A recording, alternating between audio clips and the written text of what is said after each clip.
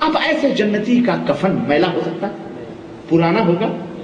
اللہ تو جنت کے لباس میں عطا فرمائے گا، خوشبو جنت کی کھڑکی، ان کے لیے پرانے کپڑے کے سنیے ذرا، انہیں میڈیم دنیا کے کپڑے چاہیے. سنیے، استغفر اللہ، کہتے ہیں مجھے جاتے ہوئے شرم آتی ہے، اور سن پرسوں فلاں آدمی آنے والا ہے، اس کے کفن میں اچھے کپڑے کا کفن رکھ دینا. اس کو یہ بھی نیچے سے خبر دے رہی فلانا مرنے والا ہے، آئے گا فلانا. استغفر اللہ، کیا بلا ہے مسلمانوں. یہ ملفوظات اعلی حضرت ہے، اور یہی واقعہ اللہ کی قسم جاؤ دیکھو حضرت زکریا صاحب نے بھی اپنی کتاب فضائل اعمال میں لکھا ہے، واللہ بالکل سیم یہی واقعہ لکھا ہے، یہی واقعہ.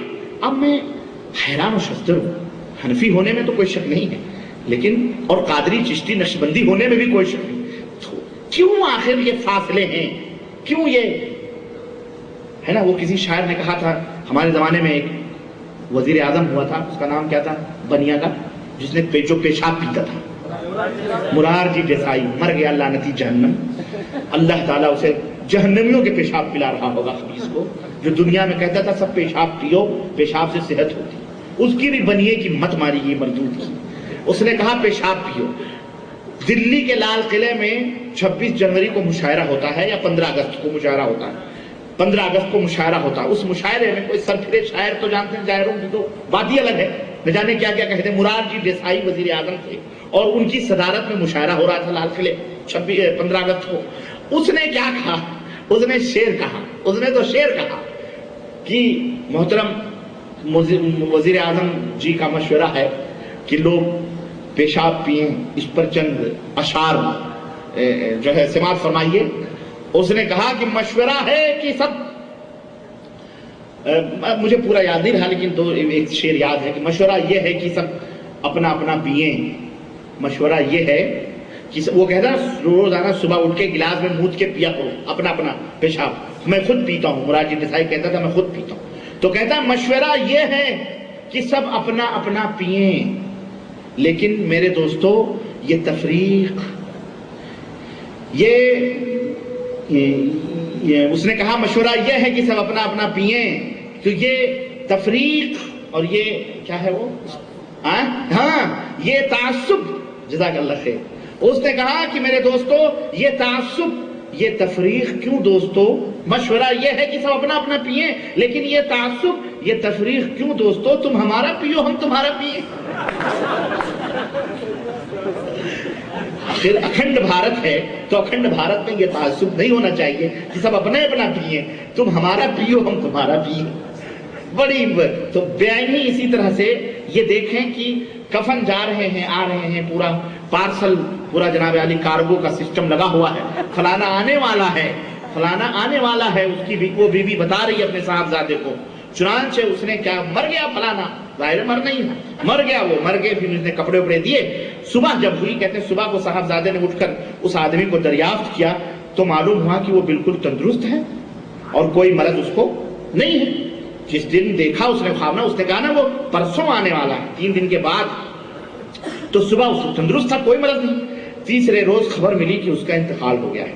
میں سمجھتا ہوں کہ اس لڑکے نے اگر اسے بتا دیا ہوتا واللہ تو وہ پہلے اس کو مار ڈالتا ہے کہ نہیں، لیکن یہ چپ رہا بیچارہ، ورنہ یہ اس کو مار ڈالا. کوئی بھی آپ ہم سے کبھی کل پرسوں مر جائے، کہیں گے ابے میں ماروں گا، یہ دیکھ کھٹا کھٹا تندرست، میرے بنے میں تجھے کیسے، اب وہ ضد کرے گا تو مار کھائے گا.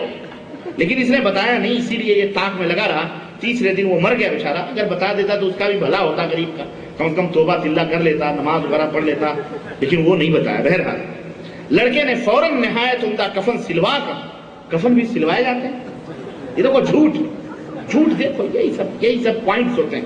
اللہ کے نبی نے سلوائے، کفن سلوائے، سنو نہیں، دیکھو عمدہ کفن سلوا کر اس کے کفن میں رکھ دیا اور کہا کہ یہ میری ماں کو پہنچا دینا. اس کو باقاعدہ نصیحت بھی کر رہا مردے کو کہ یہ میری ماں کو پہنچا دینا. رات کو وہ صالحہ خواب میں آئیں، وہ نیک بیوی جنہوں نے انفارمیشن دیا تھا نیچے انڈر گراؤنڈ سے. تشریف لائی اور بیٹے سے کہا بیٹا اللہ تجھے جزائے خیر دے، تم نے بہت اچھا کفن بھیجا ہے، بہت اچھا کفن بھیجا، میرا خیال اسے جنت کا کپڑا نصیب نہیں ہوا رہا ہوگا، اس لیے یہ دنیا کے چکروں میں پڑی رہی، دنیا ہی میں گھومتی رہی۔ اعلیٰ حضرت فرماتے ہیں کہ احبان ابن سیفی رضی اللہ تعالیٰ عنہ ان کے کفن میں ایک تہبند زائد چلا گیا، رات کو اپنے صاحبزادے کو خواب میں آیا، فرمایا تہبند لو، اور الگنی پر ڈال دیا، صبح ان کی آنکھ کھلی تو وہیں رکھا ملا۔ مردہ آ کے قبر سے جو زائد لنگی گئی تھی وہ آ کے الگنی پر وہ جو رسی ہوتی ڈال کے چلا بھی گیا، اور صبح ہوئی تو وہاں موجود تھی۔ یہ یعنی باقاعدہ گھروں میں آنے جانے کا بھی سسٹم ہے باقاعدہ۔ اعلیٰ حضرت اس سے کیا بتلانا چاہ رہے ہیں؟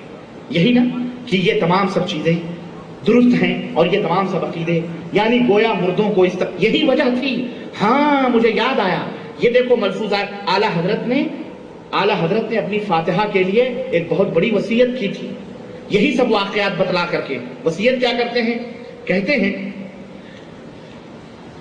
کہ میرے اعزا اور رشتہ دار جو ہیں اگر بطیب خاطر ممکن ہو، خوشی سے اگر ممکن ہو تو فاتحے میں ہفتے میں 2-3 بار ان چیزوں میں سے کچھ بھیج دیا کریں۔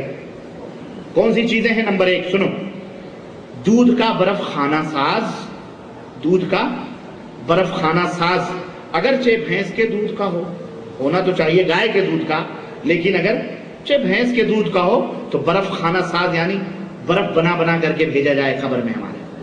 سنو، بھارے دودھ کا، مرغ کی بریانی نمبر 2، نمبر 3 مرغ پلاؤ، نمبر 4 خواہ بکری کا شامی کباب ہی صحیح، پراٹھے اور بالائی فیرنی، ارد کی فریری، دال ماں ادرک اور لوازم کے، گوشت بھری کچوریاں، سیب کا پانی، انار کا پانی، سوڈے کی بوتل، دودھ کا برف، اگر روزانہ ایک چیز ہو سکے یوں کرو یا جیسے مناسب جانو، مگر بطیب خاطر، میرے لکھنے پر مجبور نہ۔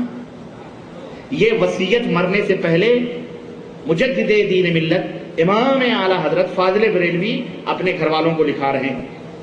آپ ذرا سا یہ وصیت آپ نے سن لیا، ذرا سا سوال یہ پیدا ہوتا ہے کہ شریعت مطہرہ میں اس قسم کی وصیت کا کوئی تصور ملتا ہے خیر القرون میں؟ نبی نے ایسی وصیت کی، صحابہ نے کی، ابو بکر عمر، صحابہ تابعین تابعین نے کی کہ میرے گھر میں برف کھانا ڈال دینا، مرغ پلاؤ، بریانیاں، فیرنیاں، شیرنیاں، پتہ نہیں کیا کیا، لیکن چونکہ یہ واقعات بتا کر یہ عقیدہ دیتے ہیں کہ لوگوں یہ صحیح ہے، تم اس طرح کے نیاز اور فاتحے دلاؤ گے، ظاہر ہے اگر ہم تک بھی پہنچتا ہے، ہم تک بھی۔